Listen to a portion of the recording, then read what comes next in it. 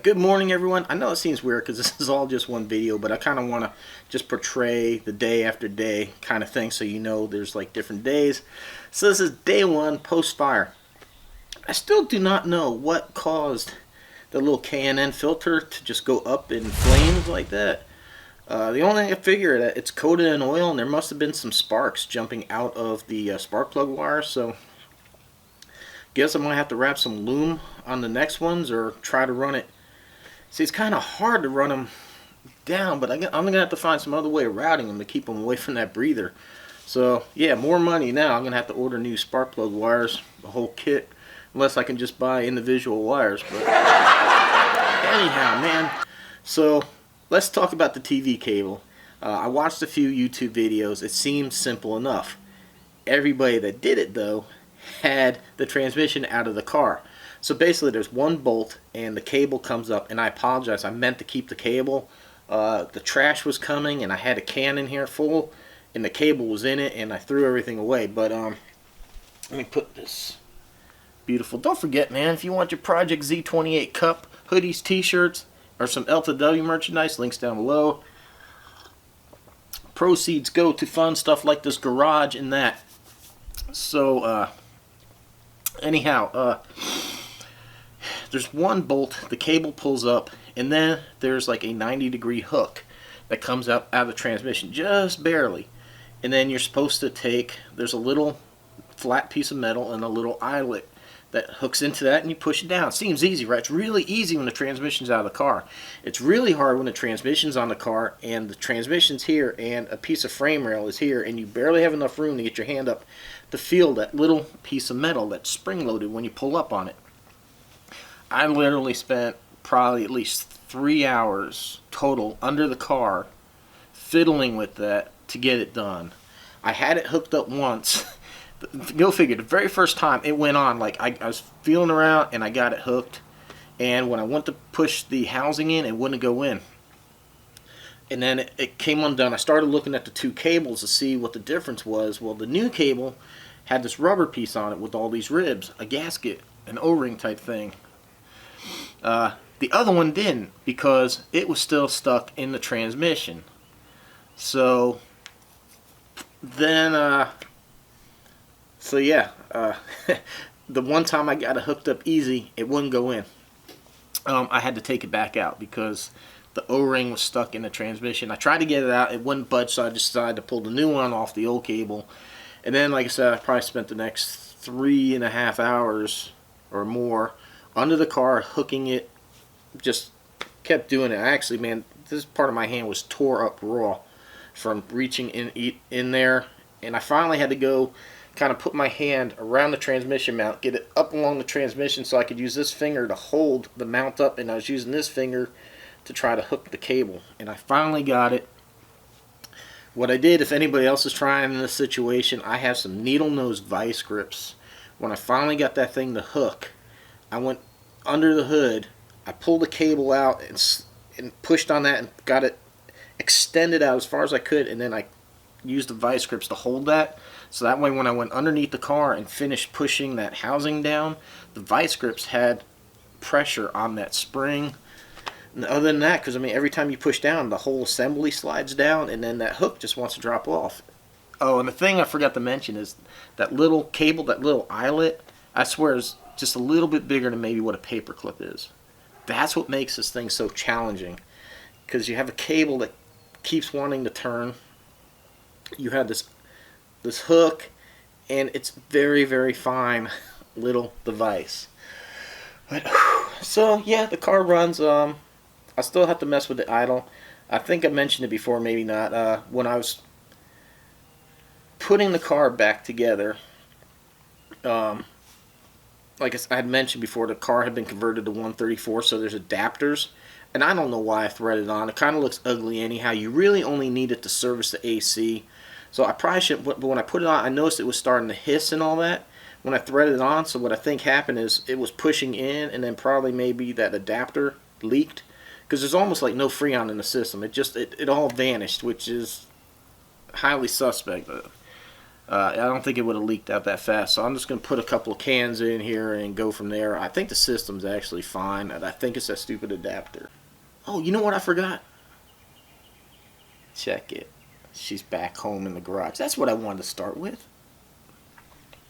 The 50 is back in the garage. The poor SS behind me, which you can't see, she's stuck outside. My poor GTO stuck outside. I'd rather have the GTO in here. I have a lot more love for the GTO than probably any of these cars. The 50 is a tight second, but I mean, I've had the GTO forever. This car, the problem with the GTO, it's kind of a wide car. It's very long. It doesn't really fit in here too good without me smashing it up against like the garage door or something, and it's just kind of tight. The SS is nice in here because it's a 4-door. Works out pretty good. So hopefully we're gonna have the garage and then all the cars will be in safe. But the reason I picked the 50 is because it's got a lot of that vinyl graphics and stuff that are on it, and you know, vinyl tends to dry out with a lot of sun, so I really don't like keeping this one. I don't like keeping any car out in the sun, but so the 50's the first one to go in, and like I said, the GTO is just a really wide car. For when I put it in here next to the Camaro, eats up. Well, the 90, this one, kind of a narrow car. It's not wide, probably not much actually wider than the Cruise. So yeah, I got my 50s back in the garage. So man, I know I got a lot of 50 subscribers. So yeah, tree service is coming today. They're gonna be knocking down those trees, and then once that's done, I already have a price and stuff set up with the concrete guy. So as soon as these trees are out, the concrete guy's gonna come pour the slab. So I'm gonna go ahead and finish this, and I'm gonna check back in when the tree service is here. So. Well, this whole pandemic continues. We'll have some food there because my wife has some kind of herbs. She's got some kale planted. We got potatoes, tomatoes, cucumbers, peppers, spices. I don't know what all she's got. I know there's cucumbers, tomatoes, and I know those. I think the big things there are potatoes. And we got more lettuce and kale stuff planted. It's more out on the side of the house too. But anyhow, yeah, here's the update in the backyard before the tree people show up. Got this section of fence right here. This is going to be big enough for me to get the cars through. We might take the rest of this fence down to really open up the yard. I'm not sure yet. But at least for the time being, we're going to be able to get in here. This tree and that tree are going, so this will give me access to the garage. And I mentioned before, we got it roped off. I know it's probably not going to show up very well here, but you'll see it better. And then we also have fruit trees back here. So we have like, this is what, a peach tree? Yeah, we got peaches. We got like, these are nuts, some kind of nuts. That's like a type of orange. And look, they're already producing. How cool is that? Yeah, look at that. I forget, it's kind of like an orange. I forget. There you go. This is persimmon tree. And then we have these two are like blueberry bushes. And then I think that's it. So yeah. Oh, we got this other. That's another nut tree underneath the ladder. I'm trying to protect it in case that limb comes down, because this whole limb's coming down. That limb's coming down. There's 4 trees within the perimeter, and then 2 trees right here coming down. This one on the other side here is coming down, and then that one's coming down. So I'm trying to minimize the impact of how many trees we take down by utilizing the most open space and saving the largest trees, which would actually even be the most expensive to cut down. So yeah.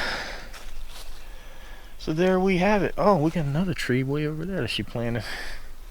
Yeah, so we got blueberries, we got fruit, we got vegetables.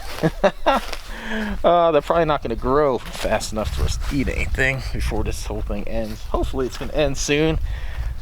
So there's the update, and I'll check back in when the tree service is here.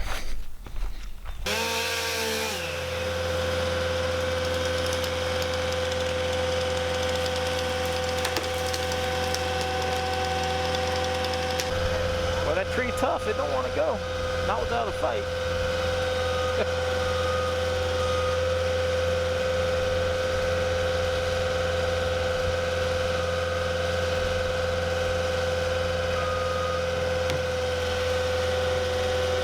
Please don't hit all those trees my wife just planted.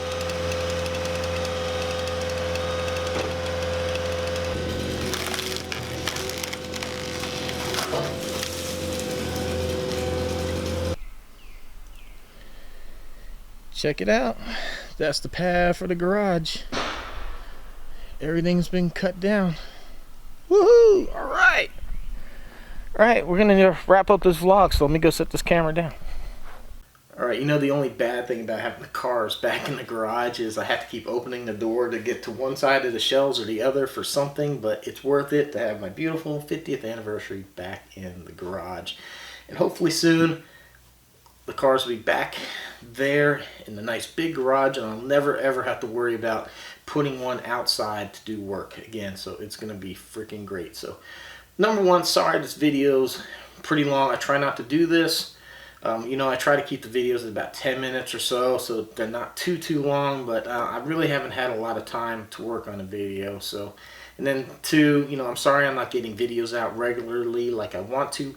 I want to give you good quality content, so I'm not pumping out a bunch of trash. I mean, I just really haven't had a lot going on. I've been calling contractors, showing them what needs to be done, getting prices and stuff like that. So it's a bit time consuming. So thank you for bearing with me during this process as we try to move on. Plus, I still have work going on at the other place that I need to finish, that termite stuff. So I don't think there's too much more to do. One more piece of sheetrock and a couple of pieces of trim on the outside, and then hopefully we'll be done with that whole mess. But it's probably gonna be a whole nother day over there, but then we should be done with that thing and we can move on. So some people brought up mentioning about clocking the alternator on Project Z28. Thank you very much for that. I looked into it, and that's something I will do. I was going to do it this video, but it's getting way too long, so I'm going to pull the alternator out. We're going to clock that. I need to get some new plug wires, and we'll figure out that stuff. Now it's time to get some data logging done, and then we'll get this car to the dyno. So a lot of good stuff going on. I need to throw the slicks on this girl, and we need to see where she's going to run. So we got some stuff coming up, so make sure you hit that subscribe button. Like, shares, comments, definitely appreciated. Please help grow the channel, spread the word. Do whatever you can to help support, man, because, you know, we got a lot going on, and we're trying to bring you great content. So your support means a lot to me. So thank you for watching, and hopefully we'll see you on the next